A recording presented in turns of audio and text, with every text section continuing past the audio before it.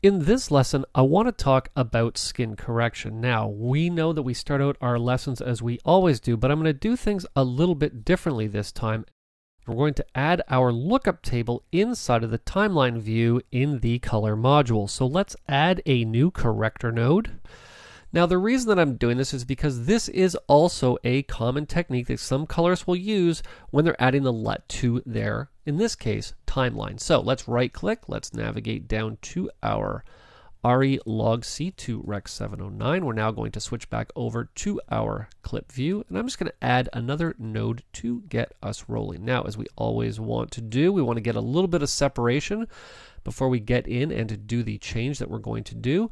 So I'm going to make sure that I am in the vector scope. We're just going to grab our offset. We're just going to bring it over just a little bit.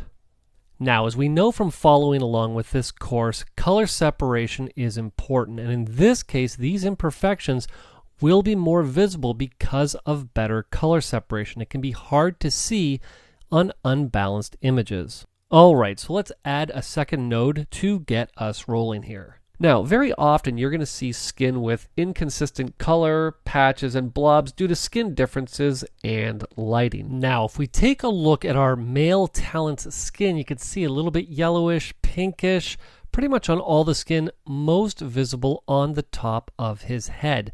This is the problem with this particular shot, and this is what we're trying to get in and correct. Now, one way that we can deal with this is to compress the color vectors together just a little bit, and we're going to push red over to yellow, yellow over to red, and that's going to even out the skin for us. Now, I can do this with a garbage mask if I want to, but it's often better to treat the whole image, as the skin might not be the only place where this issue is occurring.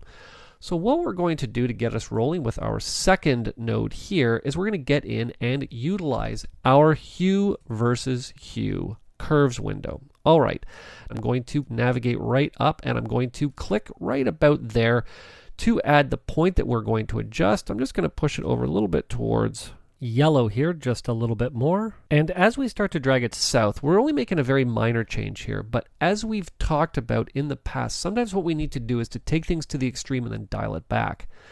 Now, the problem that I have here is that because I use the eyedropper, it's very hard for me to tell exactly what is going to be affected by the change that we're making. So what I'm going to do is just drag this all the way south, and as I do this, you're now going to be able to see exactly what is being impacted.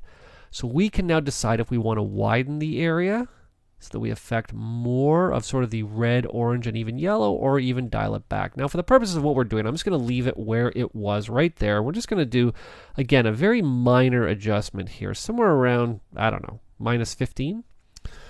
Perfect. I'll just leave it right there. Now, we've come a long way evening out the color, and what we now need to do is the exact same thing just with yellow. So what I'm going to do is to add a new parallel node. We're going to add the point where yellow is and just push that north just a little bit here, again to about the same, +15, +16. And that's pretty much what we're looking for, a very subtle evening of the color on our talent's head.